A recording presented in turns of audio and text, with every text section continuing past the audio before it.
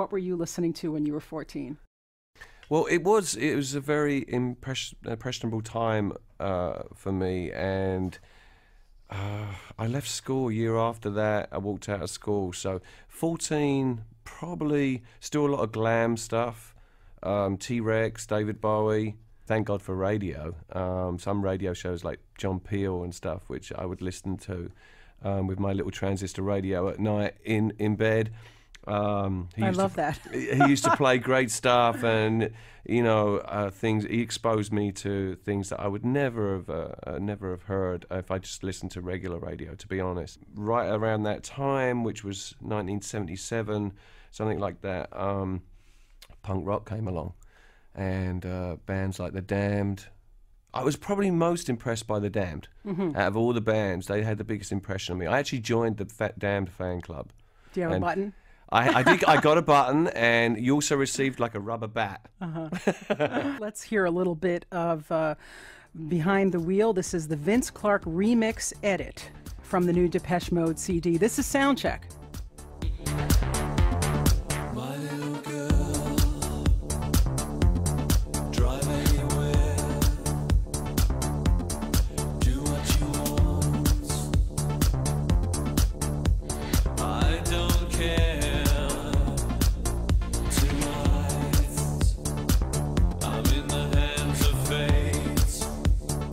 I thought it was really interesting that Vince Clarke, who later was one of the original members of Depeche Mode, he's there, and also Alan Wilder has done a song. How was it working with your old bandmates? This is the first time that you've collaborated again. Yeah, right? That's right. Well, Vince's version of Behind the Wheel I thought was actually particularly good. I think he really brought out some things in the song, some melodies and some new ideas that maybe weren't there in the first place, and Alan, really kind of did his sort of recoil treatment as well on the track that he worked on, and just brought a lot of his kind of like filmic qualities to the song, which is something that Alan did when he was in the band, so. I understand. I think it was your 2003 solo debut, Paper Monsters, where you first started doing your own songwriting. Is that correct? Yeah, I really sort of... well, that's the first time I sort of really came out of the closet with, I'd been wanting to write for many, many years and had been, but was kind of like in the shadow of Martin always, and felt, didn't really feel kind of like I had the opportunity to get my ideas out there, and... it was not because Martin wasn't allowing that. It was just that I was probably too intimidated by the fact he had written all these great songs, and here I was with my couple of songs coming along. So it took a lot of kind of courage to come out of the closet with that, really. Congratulations on being clean for more than 10 years. That's quite an accomplishment. What's it like for you to come out and talk about this stuff publicly? Is it difficult for you? I know there was a suicide attempt at one point. Going back all those years, like when I think about that stuff now, I think most of it, I've talked about it, other people have talked about it, and those things like that, like the suicide and stuff like that, it's an attempt. I think really it was more a cry for help. I don't think I was in any state of mind to really make any decisions about my life at that particular time. And luckily I had a lot of people around me that, were trying to help me. And finally, I gave in.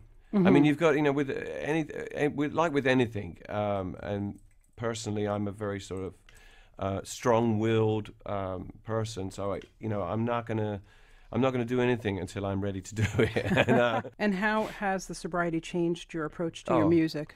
I mean, beyond my wildest dreams, really. I couldn't have imagined, sort of 15 years ago, that I would be having the opportunities and doing the things I am today musically. At the moment I'm writing with a friend of mine here in New York, Kurt.